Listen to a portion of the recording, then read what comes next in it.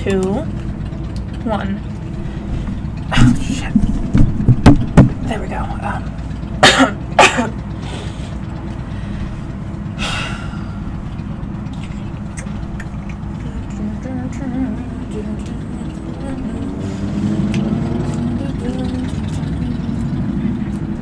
Right, dude, I know you have a motorcycle. Calm the fuck down.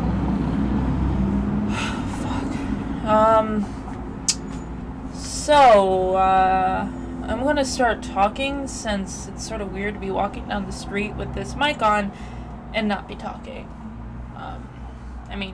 My breathing is probably fascinating, and I know you all could enjoy hours of it, but I'm just gonna talk for my own sake. Right now, I'm just headed over to Isaac's apartment to help him beat the Within Landlord's Keep.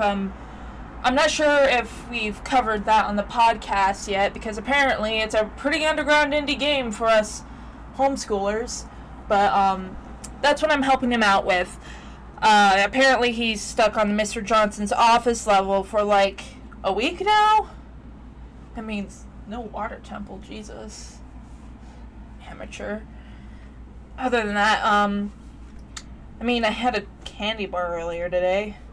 It was good, but now my hands are sort of sticky. If a feeling was a sound, it'd be sort of like this, and now that lady's looking at me because it looks like I'm fondling my chest. Okay, cool. Anyway, oh god, candy bar, sticky hands. Anyway, I would have washed it off, but the bathroom door was closed, and I didn't want to get the door handle sticky, and I thought about just sort of wiping it off on my pants, but I knew I'd be walking around outside, and enough people already give me weird looks, and I don't want to be having, like, some weird sort of smudge on my pants, you know? So, it's okay, though.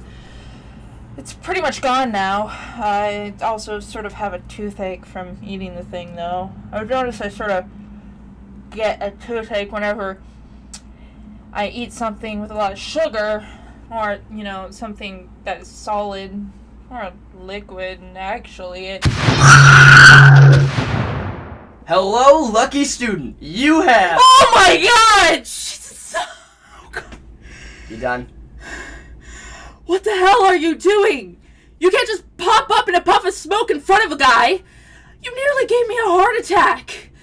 You need to have some consideration for it. Hello, lucky student. You have been cordially demanded by the supreme ruler of the gods and men, Lord Zeus, overthrower of the Titans, god of the heavens, commander of fate, and dean of students at Jupiter University.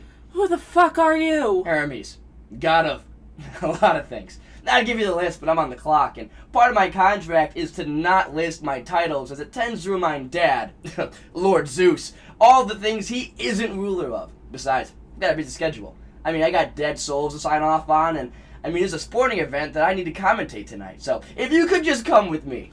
I was actually going somewhere before you popped into existence in the middle of the sidewalk. Okay, so... first of all, I don't care who you are. But I'm more than a little hurt than you're not showing me any respect for the fact that I'm a god. An Olympian god, who has been sent to you in the middle of my day to take you about 4 blocks north from where you are. Hey, you better watch it! I'm a god too! Huh. Well, seems like you'd be able to go a distance yourself in any case. What pantheon you from? I understand the word pantheon perfectly, and thus would like you to ask a similar but different question. Who are your parents? Well, thank you. My dad's Prometheus, and... Prometheus? And he let you go here. Even more, he let you go here. Someone who might be an actual contender. So I take it your manic laughter as a good thing, or... Now I know why he wanted me to bring you in. Sticks. If you wanted to go, you could probably get away from anyone less than an Olympian. Yes. All of those things you were imagining, I can do them. So don't mess with me, punk-ass bitch. I don't have to keep you in mind in the back of my head. I might need someone of your capacity down the road. I'll keep you in mind. I might need somebody with your ability to make ambiguous statements in the future. Tell you what, kid. You survive this encounter with Zeus, call me up sometime. We'll talk. Anyway, Time to deliver you. Okay, I guess. Should I be standing somewhere? Do I need to do anything or...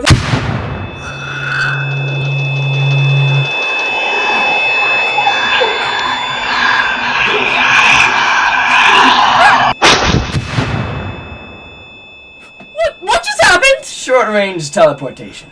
I think I saw dead people for a few seconds. Yeah, that happens sometimes when souls aren't signed off on promptly.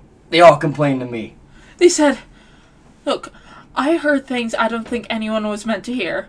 I'm talking final moments of life. Don't worry. Sure, the whispering never completely goes away, but once you've teleported enough times and heard all those whispers, it blends together to the point where it's indistinguishable from itself or any other voices in your head. That fucked me up. Did somebody say Zeus? Right, the job. Hey, Dad, I got the student you wanted. Now, if you don't mind, I have order to maintain in the cosmos, so I'm gonna... Wait. Hermes, my son. You do so much for me and all the other gods. Mundane tasks that no one bothers to praise or thank you for. I guess I just wanted to tell you something. Yeah, Dad? Have I ever told you the story of your conception? Yeah, you have. Earlier today, actually, Dad, I called you with an update on the flame war I've been waging on your behalf with Odin, and then you launched into the story without even waiting to see who was calling you. I mean, chaos, Dad. That's my mom. Did I? I feel like I'd remember doing something like that. I hung up halfway through the story, and he teleported to me just so you could finish the other half of the story. Ha! I do recall now, but can you blame me? The story is hardly complete if I only tell you the first half hour. This one knows what I'm talking about. Yeah, bye, Dad. One day that boy will appreciate all the things I do for him. Yeah, kids, right? They grow up so fast. Well, thanks for having me, but there's really an appointment that I was already late for that I have to make. The doors are locked, preventing people from going or leaving where they're not supposed to. Sit. Great weather we're having. Ah, here you are. Ash Burns. God. Homeschooled. 3.1 GPA. Major. Undeclared. It seems you also prefer men. Why would the last one be on any of the files? Doop-de-doop-de-doo. But, most notably, the son of Prometheus.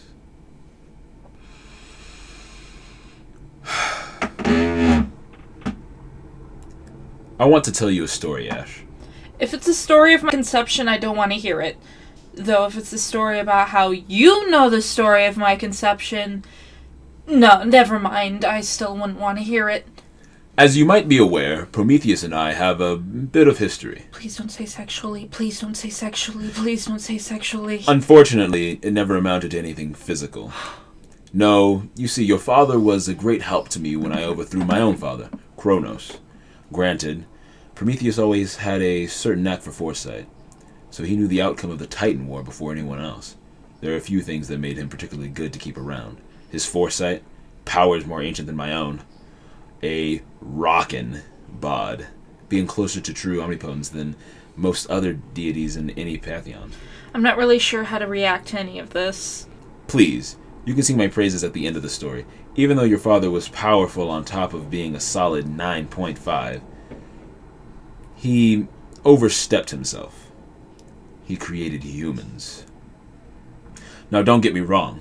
I've appreciated my fair share of humans. But had it been up to me, I would have destroyed them a long time ago. But your father gave me those big doe eyes. I could never resist. And I let his creation exist. You have his eyes, you know. Thanks. Off topic, anyway. I let the humans live on the condition that they remain ignorant and unable to even think to challenge our power. But your father decided to take pity on them because he wanted them to be able to eat and have warmth. So he stole fire from Mount Olympus. Okay, so I get I'm supposed to be frightened right now, and I am. Actually, I can't feel my feet. But I'm only understanding, like, half of this. Then understand this. Nearly everything you see around you, not made by gods, stems from the spark of your father. Magic, machines, all of it, because the humans mastered fire. Now a powerful human mage could destroy you because your youth and inexperience, despite the fact that you are a god. Today I could wipe the humans out if I wanted to, but I would not go unscathed. And the world needs me to stay beautiful. Okay. I'll stop lighting matches. Can I go now? I'm not talking about lighting matches. I'm talking about creation. Okay. Yes. Is that the right answer? The answer is to absolutely never create life. Souls, consciousness, self-awareness. I'll have none of it at my university.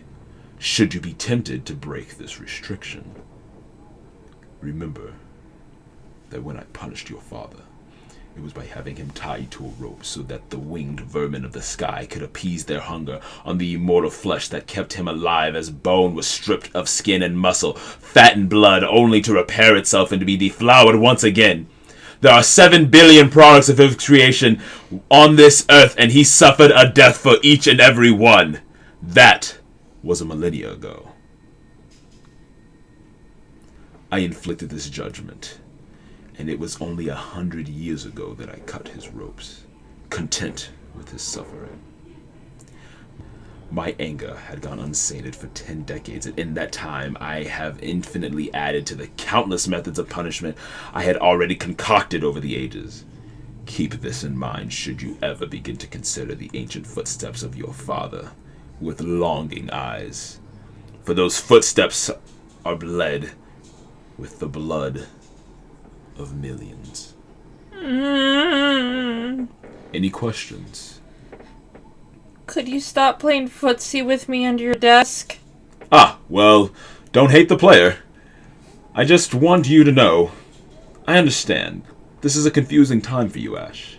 Why, I remember I was confused once, after I was birthed from my father. What? And I'm constantly confused as to why my sister wife gets so upset just because I want to see other people every so often. I think I got the point. Could you unlock the door now? Hang on. I'm getting to the end here. Bear with me. Anyway, ever since I founded this university 152 years ago, I've never been confused again. And I've never been more certain that I want to see other people. I hope you can find the same serenity I've found here. I'd recommend visiting the rock where I had your father tied and eaten by crows at the center of campus. It might help you reflect on things. I thought that rock was red because it was our crows. Nope, that's pure alabaster, stained red by the weeping flesh of your paternal unit. Can I get you anything before you leave, cousin? Cousin? Or nephew, or uncle, or something. No sense keeping track. I'm related to everyone eventually. All the gods in our pantheon are blood relatives, one way or another. I'd really like to leave now if you don't mind. The more I listen to you, the more my lunch is threatening to make a reappearance. No offense. None taken. Much dirtier things have been said to me in much more intimate settings. This is what I'm talking about. Point taken. I have said what I need to say. You were headed somewhere, right? Where was that? Well, the place I most wanted to visit right now is a little joint down the road called Anywhere But Here. Coming right up. Wait, no! I wanted to be more specific than that! There's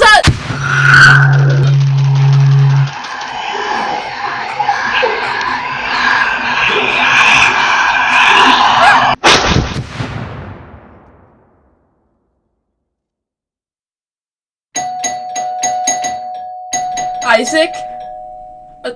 Isaac? Sorry I'm late. Your door was open. Are you even here? He's dead.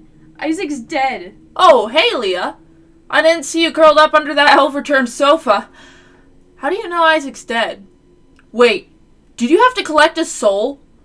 You told me you'd let me watch if you ever had to do that. No, it wasn't that. A wizard came to the door and he took Isaac away. I heard everything from the kitchen. Isaac is confused and fragile, without much in the way of upper body strength or lower body strength. His body isn't all that great. He can't handle a wizard. I don't think he's ever coming back. His body and face did look better over Skype.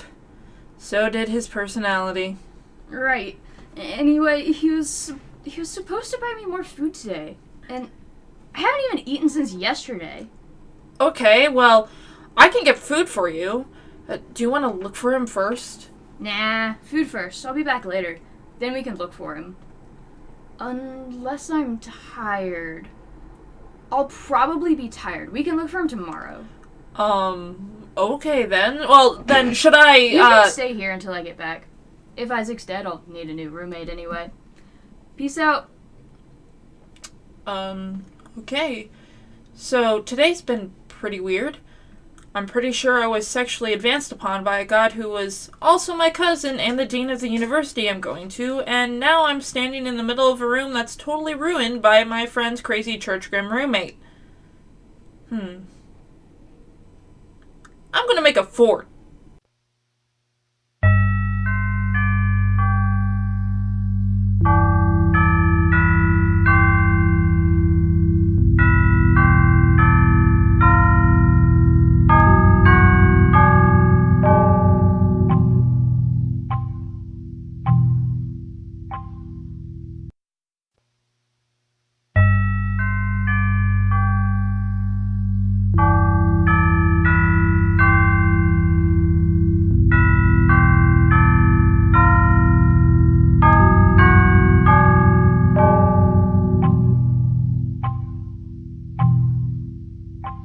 Hey, this is Isaac Hamlet.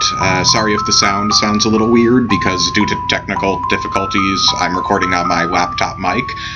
But in this episode of Students, Gods, and Other Codependents, you heard the voices of Ash Pierce, Alec Gynakopoulos, Solomon Worlds, and Leah Parker. The music for the episode was done by Chloe Cable, and the episode was written by myself, while Students, Gods, and Other Codependents was created by both me and Ash Pierce. If you enjoyed this episode, you can find us on Tumblr, on Facebook, on Twitter, with additional content all over there, as well as other episodes. And you can also subscribe to SoundCloud and iTunes so that you can stay up to date on all of the latest episodes of Students, Gods, and Other Codependents. Thanks for listening, and check back in a few weeks for the next episode.